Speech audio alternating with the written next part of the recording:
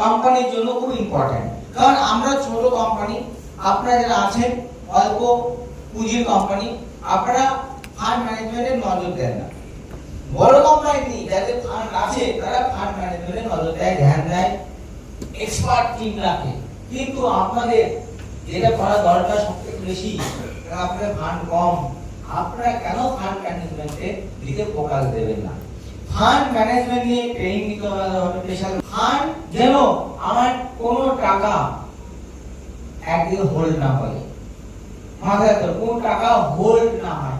টাকা আসার আগেই, কালেকশন আসার আগেই লোন লোক এসে পৌঁছায়। কি বুঝলেন?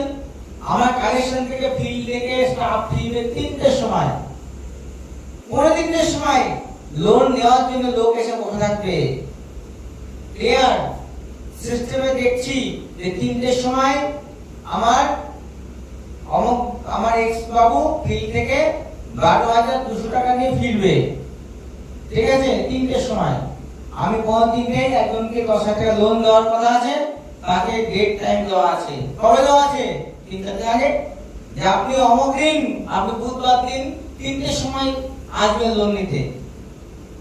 আমি জানি বুধবার দিন 3টের সময় আমার উনি ফিল্ড থেকে ফিরবে 12,000 টাকা নিয়ে। আর লোনটা কত? 10,000। তাহলে উনি 3টের সময় আসলো, উনি 3টের সময় আসলো, টাকাটা ঢুকলো, ডাইরেক্ট গুনে দিলাম, পরে হাতে আবার ইনস্ট্যান্ট চলে গেল। বোঝা গেল? 2,000 টাকা থেকে গেল। কালকে 4টের সময় দেওয়া আছে টাইম 20,000 টাকা। একটা স্টাফ 3টে ঢুকবে, দুটো স্টাফ 4:30, 3টে 4টে ঢুকবে, তারা তো 5,000 7,000 নিয়ে আসবে। দেখে নিলাম যে সব মিলিয়ে 21,000 টাকা মতো হবে।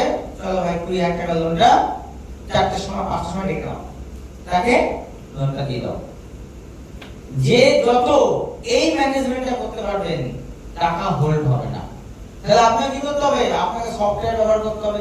আপনাকে জানতে হবে যে আমার এক সপ্তাহ পরে সোমবারে, আজকে সোমবার দাঁড়িয়ে আছি, আমার আগামী সোমবার কত কালেকশন আসবে, আমার আগামী মঙ্গলবার কত কালেকশন আসবে, আমার বুধবার কত কালেকশন আসবে, এবং আমার সেই হিসাবে আমার সোমবারে কাকে কাকে কোন লোনটা দেবো, বুধবার দিন কাকে কাকে কোন কত টাকা লোনটা দেবো, আজকে ডেট দেওয়া থাকবে।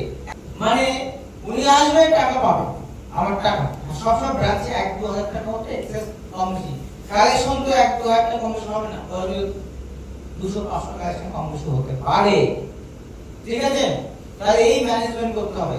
এবং যদি কিছু ম্যাচুরিটি থাকে, যদি কিছু আদার্স পেমেন্ট থাকে, সেই পেমেন্টগুলোকে ক্যালেন্ডার ওয়াইজ মেইনটেইন করতে হবে। Calendar wise